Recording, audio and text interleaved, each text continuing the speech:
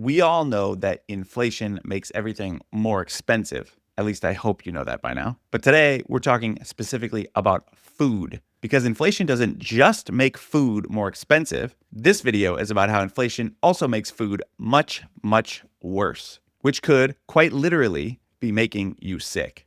And by the end of this video, you're going to understand why. But for starters, don't just take it from me. I actually heard it on 60 Minutes. Cheap food is the goal of all governments. If you were to remove these corn subsidies, there's concern that the price of corn would raise, and that would be a problem for the whole food industry, which of course is a very powerful lobby, and would be a problem for the consumer. I'll put the link to that video if you want to watch the whole thing, but I assume you're here because I'm going to connect the dots that they don't connect on 60 Minutes.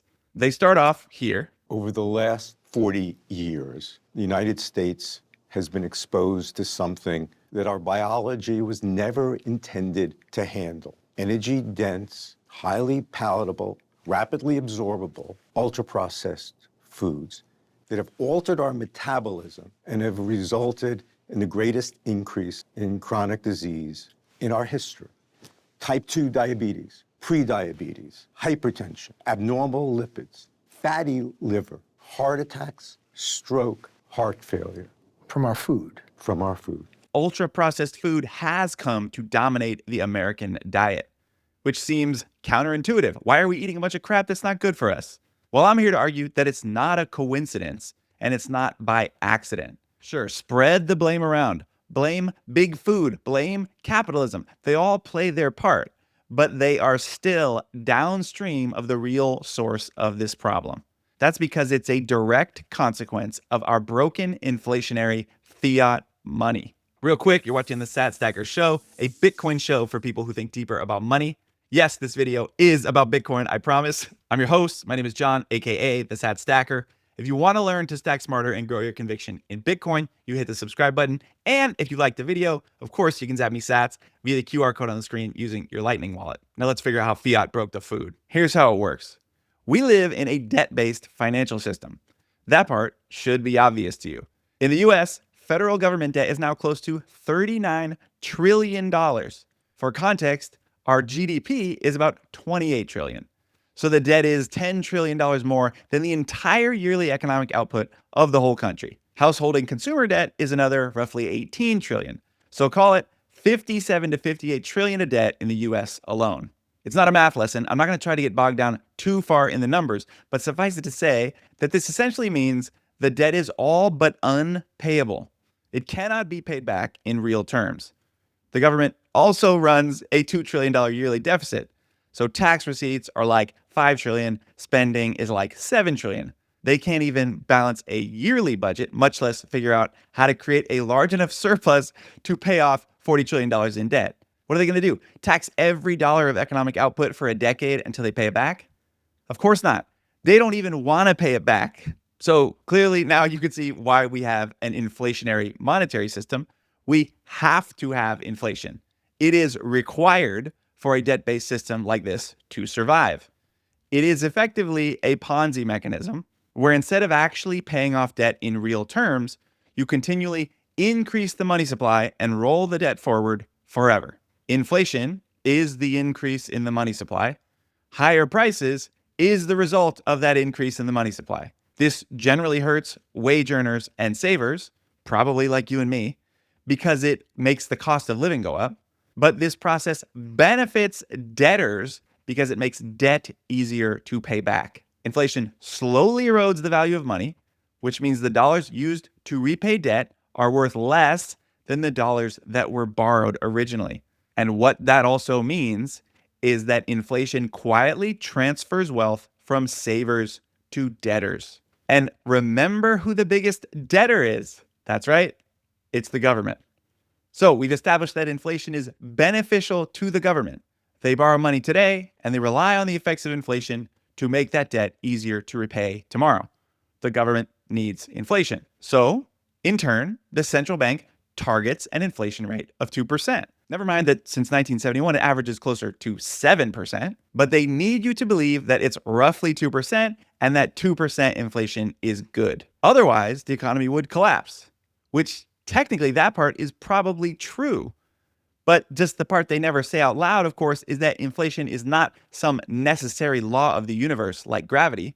Inflation is necessary precisely because of the debt-based system itself. It's the 38 trillion or 58 trillion in debt that makes the inflation necessary to begin with. This whole process is kind of like playing with fire because we know that inflation is also dangerous.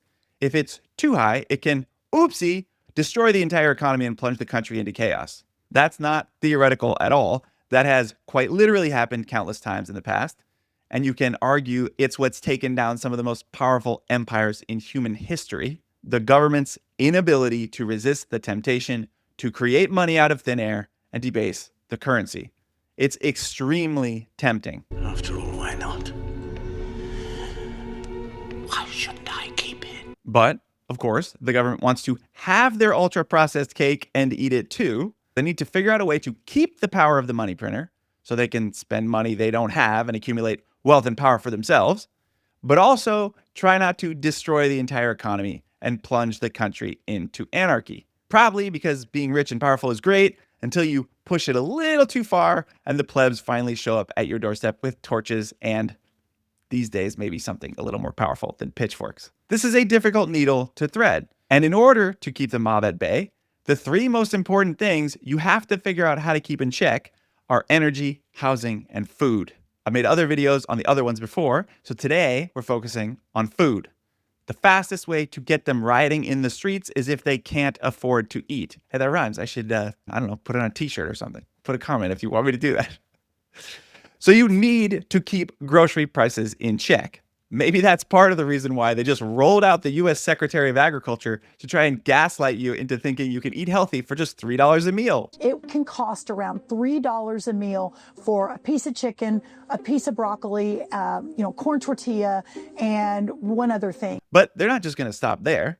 They have a few other tricks up their sleeve. When they increase the money supply, all else being equal, inflation would show up directly in food prices.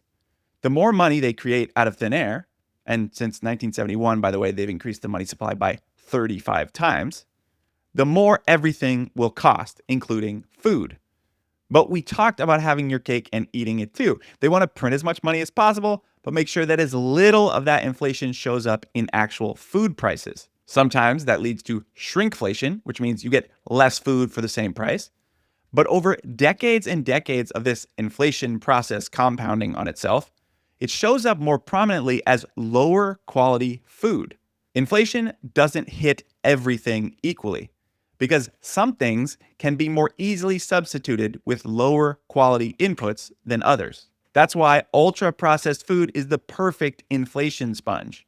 Our entire agricultural system is not optimized for producing an abundance of affordable, healthy, nutritious food. It's optimized for mass-producing cheap calories. And those calories today, overwhelmingly, come from just a few crops, mainly corn and soybeans. Through the Farm Bill and other agricultural programs, the US government heavily subsidizes those commodity crops. We subsidize, as taxpayers, through the Farm Bill, the least healthy calories in the diet, most of which goes to people farming corn and soybeans. What's wrong with corn and soybeans? When you hear corn and soy, you think food. This is not corn on the cob. This is commodity corn. It's not the sweet corn we eat in No, the summer? you can't eat it, in fact. It's all starch, big cobs. You'd break your teeth on it. And then soy, which is not, in the form we grow it as a commodity, is not edamame. You can't eat it. These are raw ingredients for processed foods and animal feed. So the government is subsidizing crops that are making us unhealthy. Yes. And one way to look at it is we are supporting both sides in the war on type 2 diabetes. We're subsidizing the high fructose corn syrup that's contributing to causing it, and then we're paying for the healthcare costs. I mean, it makes no sense at all. These ingredients are the raw materials of ultra-processed food. In America, they are mass-produced at enormous scale, and they are extremely cheap. And part of the reason they are so cheap is because they are directly subsidized by the government. Those cheap inputs then allow food manufacturers to engineer products that deliver huge amounts of calories at very low cost. If your goal is to keep food affordable, these crops are perfect.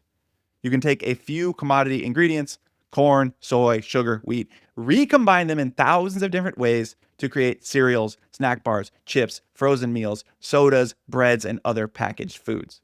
They are shelf stable, they are easy to transport, and most importantly, they're incredibly cheap per calorie. That allows the food system to supply massive amounts of food while keeping grocery bills relatively manageable. But meanwhile, real nutritious whole foods don't work the same way.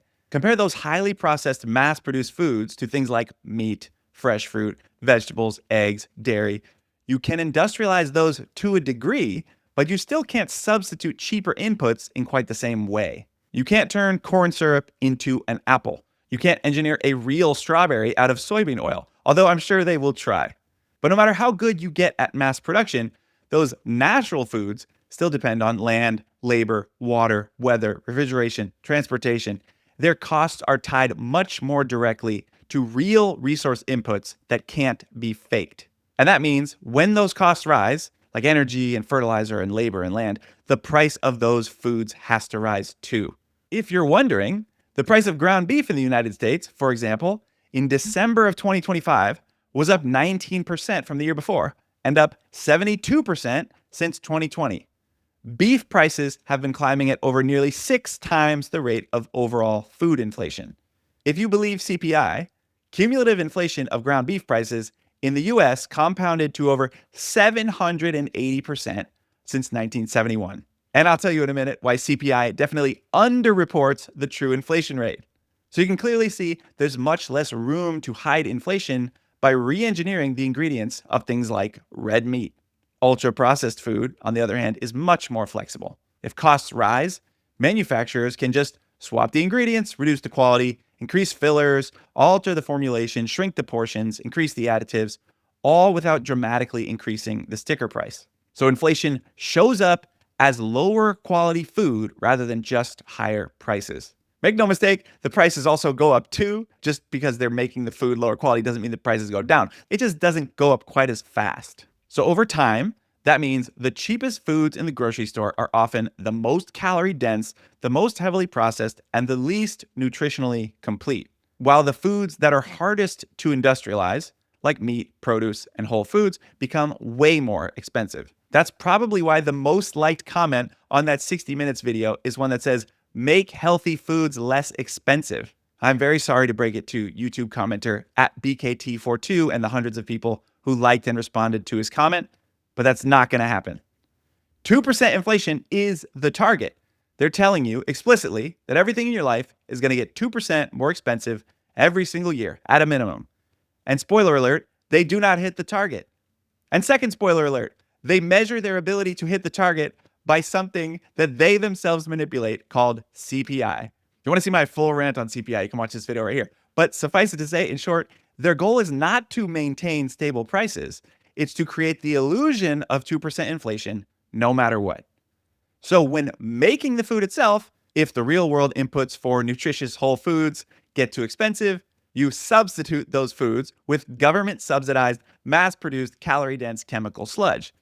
And when calculating the CPI that's supposed to track the prices of food, if real nutritious healthy foods like fruits, vegetables, meat, and dairy get too expensive, you substitute those foods out of the CPI calculation because Americans are buying less of those foods. No shit, we're buying less of them precisely because we can't afford them.